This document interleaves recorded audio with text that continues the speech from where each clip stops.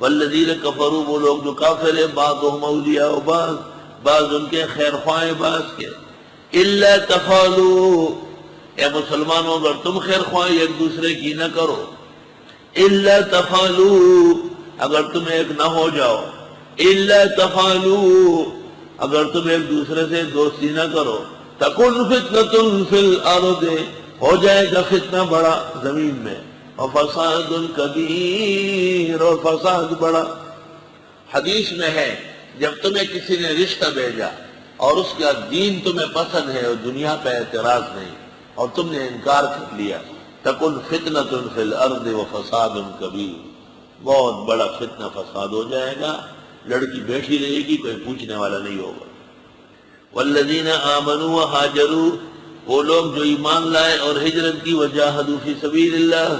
اور جہاد کیا اللہ کے راستے میں، والذین آووا ونصروا اور وہ لوگ جنہوں نے ان کو ٹھکانے دیے اور مدد کی، اولئک هم المؤمنون حقا یہ مومن پکے ہیں، لہم مغفرۃ ورزق کریم ان کی بخشش ہوگی اور روزی عزت کی، والذین آمنوا من بعد وہاجروا اور وہ لوگ جو ایمان لائے ان کے بعد ہجرت کی، وجاہدوا معکم جہاد میں ساتھ دیا تمہارا، فَأُولَئِكَ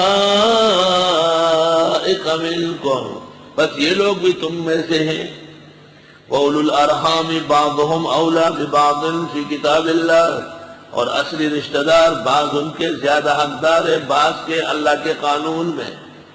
آپ نے جب ہجرت فرمائی تو مہاجر اور انصار کے درمیان مواخات فرمائی، بھائی چارہ، یہاں تک کہ مہاجر سے انصاری اور انصاری سے مہاجر وارث ہوتا تھا۔ یہ ایک وقتی پالیسی تھی، بعد میں ختم ہو گئی جب مہاجرین اپنے پیروں کھڑے ہوئے اور غزوات میں اللہ نے ان کو ثابت قدمی اور غنائم نصیب فرمائے، تو یہ آیت آ گئی کہ اصل رشتہ دار اولو الارحام سے مراد اصل رشتہ دار ہے، وہی مستحق ہے ایک دوسرے کے اللہ کے قانون میں، ان اللہ بکل شیء علیم۔